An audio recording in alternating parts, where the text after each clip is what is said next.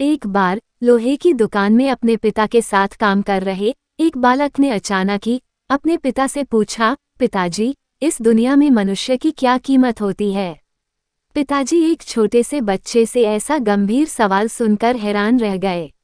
फिर वे बोले, बेटे, एक मनुष्य की कीमत आंकना बहुत मुश्किल है, वो तो अनमोल है।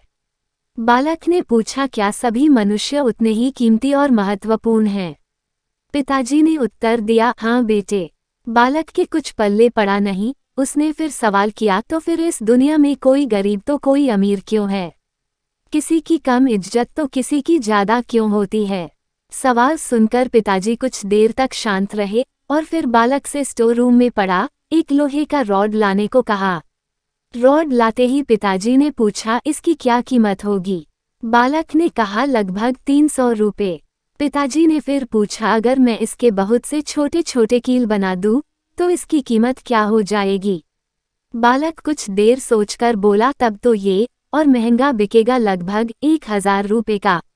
पिताजी ने फिर पूछा, अगर मैं इस लोहे से घड़ी के बहुत सारे स्प्रिंग बना दूं तो? बालक कुछ देर सोचता रहा और फिर एकदम से उत्साहित होकर बोला, तब तो इसकी कीमत बहुत ज्यादा हो जाएगी। पिताजी उसे समझाते हुए बोले, ठीक इसी तरह मनुष्य की कीमत इसमें नहीं है कि अभी वो क्या है, बल्कि इसमें है कि वो अपने आप को क्या बना सकता है। अब बालक अपने पिता की बात समझ चुका था।